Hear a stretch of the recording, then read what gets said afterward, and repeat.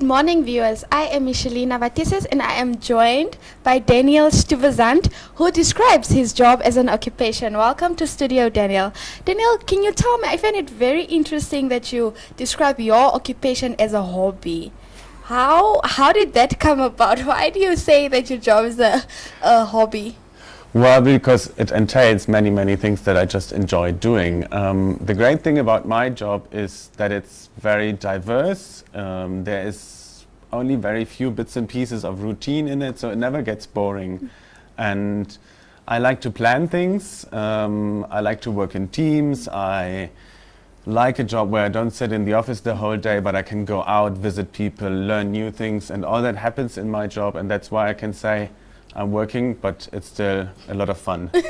A lot of fun, you say. Daniel is the director of Goethe Institute. So can you take me through the institute? What is Goethe Institute? What services do they offer? Definitely, yes.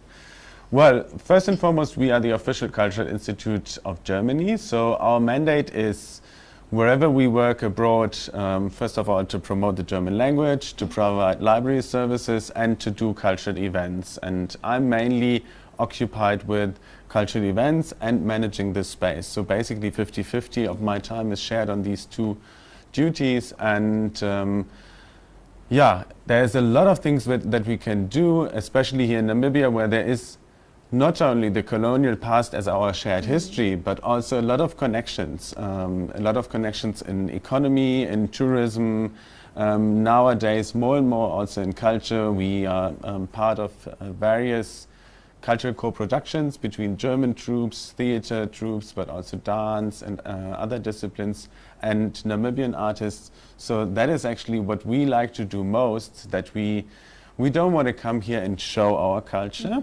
We want to build cultural bridges between Germany and the host country so that there's more cooperation and more communication. So Daniel, you started with your Kute Institute journey all the way in Cairo and Alexandria. How did it boil down to Namibia? Why Namibia? Well, I did my master's in Middle Eastern Studies, so it wasn't a big surprise that as the first posting they would send me to Egypt. Why coming to Namibia? I think at that time we were here, our institution was in a kind of transition phase. It was, many people in Windhoek still know it as the Goethe Center, as many people say still. And the Goethe Center is a much smaller structure. So that was actually what interested me most, that it was clear that transformation process from the Goethe Center with a much smaller budget, less staff, less opportunities for us, into a proper Goethe Institute that is also more connected to the other Goethe Institutes on the continent. That was what mainly catched me. And of course it was also a totally new part of the world for me. I've never been here before I came to work here. So it was also somehow an adventure to just say, I don't know the country, but let me go there and work there for a couple of years. All right. So when you started Kute Institute, obviously it was difficult in the beginning to change the profile and to get a new look and feel. Can you take me through that journey? Which year was it established, and how did you get it to how it is now? Well, I came here in January 2016 with the task to transfer, as I said, Goethe Center into Goethe Institute, and it was quite a throw into the cold water because when I arrived in January 2016, we had a few staff members that we took over from the former Goethe Center. None of them had a work contract, so I really had to start very quickly to make sure, because they were of course a bit nervous, what will the future entail for them, what will it bring, what does this really mean? And the same then happened with most of our partners. Wherever I went, people asked me, what is now the difference really? Is it only that you have a bit more money, or is there other things? And I think it took quite a while, especially for our partners and for other arts institutions in Windhoek, to understand what it entails. And mainly what Namibia benefits from that transformation is the stronger integration into our network. We on this continent not only establish connections to our own country, Germany, but also we have a lot of projects where we support an inner African networking process. And that, of course, is much easier if you have all your partners in different countries directly available to support you. Speaking of the services that they provide, there is something called the PASH program, if Yes. I'm not mistaken, and is it the Night Under the Stars? Yes. Yes, can you just briefly Okay, describe yeah, what sure. what it is all about? No, of course. You've just picked two examples of what we do. We've spoken already about language courses that we offer, but what many people don't know is that a lot of efforts go into supporting the role of German in schools and universities in Namibia. And all of you will probably know that there's many Namibians that have German as a mother tongue, but their number is actually going down. What is increasing step by step is those Namibians that don't have a mother tongue, German as a mother tongue, but want to learn German as a foreign language in school. And that is where the PASH initiatives comes into place. So it's basically a worldwide network of thousands of schools that get additional and special support from us, where we also network them, where we take them to Germany for trips, where we make sure that they have proper equipment in their classrooms, that their teachers regularly get trainings and so on.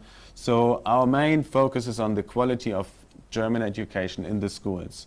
The other example that you took up, Night Under the Stars, is one of our regular cultural events. Every first Friday in the month we have a concert, so also today at 7 o'clock. Okay. Nassim will perform in the courtyard of the Goethe Institute, a Namibian singer.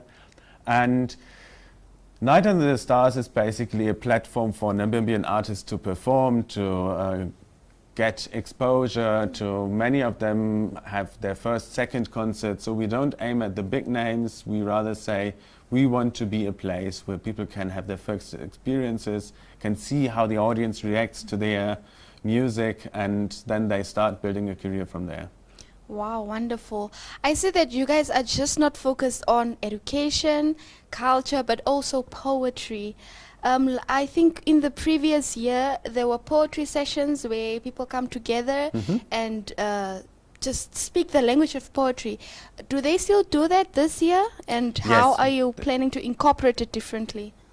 We will basically not make it very differently. We will continue on what we've been doing in the Okay. past. As you probably might know, there's a small but very active literature scene here in Windhoek, and there's some poets. And what we find mostly difficult for them is, since Namibia is such a small market, it's not easy to get access to, for example, publishing houses, to get in contact with others, because here the scene is quite small. And that is why we do this program.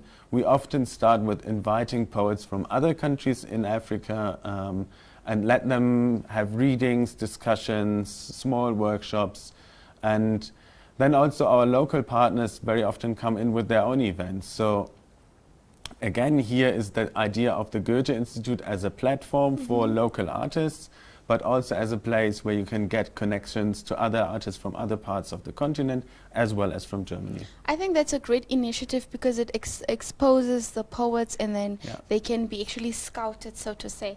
All right, so we are done with the Kute Great. Institute and with Daniel, but before we are fully done, I would like Yes. to just share a few icebreakers with you. So Daniel, if you have your own talk show, who would you invite as your first guest? Oh, definitely my colleague Patty Goses, because she is, I would say, a natural-born comedian and is great to talk to. All right. And what is your favorite item you've bought this year? My favorite item, what I've bought this year, is actually that notebook cover that I left on your desk. It's a very nice product made by a Namibian designer, Leon Engelbrecht, who does very, very nice leather products here, and started recently opening his shop. Shout out to you, Leon Engelbrecht.